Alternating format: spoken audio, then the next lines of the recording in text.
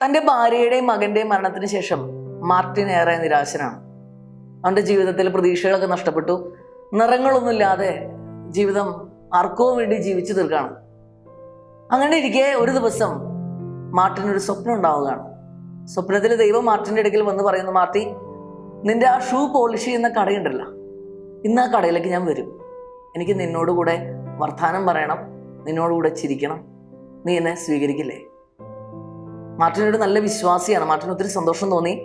Martin അന്നേ ദിവസം രാവിലെ ചാടി എഴുന്നേറ്റ് കടയിലേക്ക് ഓടിപ്പോയി. ഏറെ നാളായിട്ട് അടിയും തുടയൊന്നും ഇല്ലാതിരുന്ന തൻ്റെ കട നല്ല മനോഹരമായിട്ട് അടിച്ച് തുടച്ച് വൃത്തിയാക്കി നല്ല മെഴുകുതിരികളൊക്കെ കത്തിച്ച് ആ കട ഒന്ന് കളറാക്കി എടുത്തു. എന്നിട്ട് മാർട്ടിൻ തൻ്റെ ദൈവത്തിന് വേണ്ടി ആ കടയിൽ കാത്തിരുന്നു. കുറച്ച് കഴിഞ്ഞപ്പോൾ ഒരു വയോധികനായ മനുഷ്യൻ മാർട്ടിൻ്റെ കടയിലേക്ക് ഇങ്ങനെ പതുക്കെ പതുക്കെ നടന്നു വരുന്നത് കണ്ടു.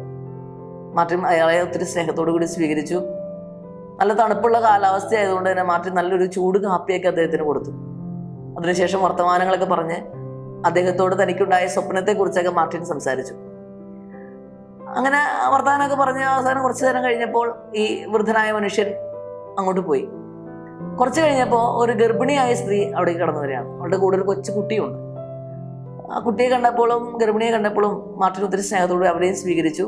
എന്നിട്ട് വർത്തമാനമൊക്കെ പറഞ്ഞ് അവർക്ക് നല്ലൊരു ചൂട് സൂപ്പൊക്കെ ഉണ്ടാക്കി കൊടുത്ത് കുട്ടിയെ കുറേ നേരം കളിപ്പിച്ച് തമാശകളൊക്കെ പറഞ്ഞ് ദൈവത്തിന് വേണ്ടി വീണ്ടും കാത്തിരുന്നു.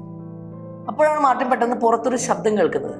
ശബ്ദത്തിൽ നോക്കിക്കഴിഞ്ഞപ്പോൾ അവിടെ ഏതൊരു കുട്ടി ഒരു ആപ്പിൾ മോഷ്ടിച്ചിട്ട് അത് പിടിച്ചിരിക്കുകയാണ്. ആ കുട്ടിയെ പിടിച്ച് അവിടുത്തെ ആ കടയുടെ മുതലാളി ചീത്ത പറയുന്നതാണ് കാണാൻ. മാർട്ടിൻ അവിടേക്ക് ഓടി ചെന്നിട്ട് പറഞ്ഞു, പ്രശ്നമൊന്നും ഉണ്ടാകണ്ട, അവന് ആപ്പിളിൻ്റെ കാശ് ഞാൻ തന്നേക്കാന്ന് പറഞ്ഞിട്ട് ആ കുട്ടിയോട് പറഞ്ഞു, മോനൊരിക്കലും മോഷ്ടിക്കരുത്, ഈ ആപ്പിൾ നീ എടുത്തോ, ഇനി എന്ന് നിനക്ക് വിശക്കുന്നു തോന്നുന്നു അന്ന് നീ എൻ്റെ കടയിലേക്ക് പോരെ എന്ന് പറഞ്ഞ് മാർട്ടിൻ ആ കുട്ടിയെ പറഞ്ഞു വിട്ടു. എന്നിട്ട് ദൈവത്തിന് വേണ്ടി വീണ്ടും മാർട്ടിൻ കാത്തിരുന്നു. അങ്ങനെ ഒത്തിരി നേരം കാത്തിരുന്നു. രാത്രിയായി, കടയൊക്കെ അടയ്ക്കാറായി, ദൈവം വന്നില്ല. മാർട്ടിൻ വീണ്ടും നിരാശയായി, സങ്കടമായി. മാർട്ടിൻ അന്ന് കടമുറി അടച്ചപ്പോൾ 2 കണ്ണുകൾ നിറഞ്ഞുകൊണ്ടാണ് അദ്ദേഹം കട അടയ്ക്കുന്നത്.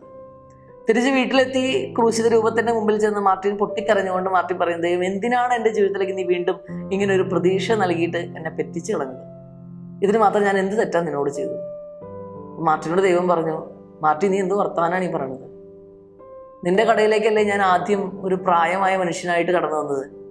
നിന്റെ കൈ കൊണ്ട് തന്നെയല്ലേ നീ എനിക്കൊരു നല്ലൊരു കാപ്പി ഇട്ട് തന്നത്? ഏറെ നേരം വർത്താനം പറഞ്ഞിട്ടല്ലേ ഞാൻ നിന്റെ കടയിൽ നിന്ന് ഇറങ്ങിപ്പോയത്? വീണ്ടും നിന്നെ കാണാനുള്ള ആഗ്രഹം കൊണ്ട് ഒരു ഗർഭിണിയായ സ്ത്രീയുമായും അവളുടെ കുട്ടിയുമായും ഞാൻ നിന്റെ അടുക്കിലേക്ക് തന്നെയല്ലേ വന്നത്? അപ്പോഴും നിന്റെ കൈ കൊണ്ട് തന്നെയല്ലേ ഞാൻ നല്ലൊരു സൂപ്പ് ഉണ്ടാക്കി കുടിച്ചത്? നീയല്ലേ എന്നെ ഏറെ നേരം കളിപ്പിച്ചത്, വർത്തമാനം പറഞ്ഞത്? ഇനി വീണ്ടും നിന്നെ കാണണമെന്ന് തോന്നിയപ്പോൾ ആപ്പിൾ മോഷ്ടിച്ചൊരു കുട്ടിയായിട്ട് ഞാൻ നിന്റെ മുമ്പിലേക്ക് വന്നില്ലേ? അപ്പോൾ നീ തന്നെയല്ലേ ആ ആപ്പിളിൻ്റെ കാശ് കൊടുത്ത് എനിക്കൊരു ആപ്പിൾ മേടിച്ചു തന്നത്? ഇനിയും എപ്പോൾ വിശന്നാലും എൻ്റെ അടുക്കിലേക്ക് വരണം എന്ന് പറഞ്ഞ് നീ തന്നെയല്ലേ എന്നെ പറഞ്ഞു വിട്ടത്? എന്താണ് മാർട്ടിൻ, സ്നേഹമുള്ളിടത്ത് ഞാനില്ലേ? ആ ഞാനല്ലേ നിന്റെ ദൈവം?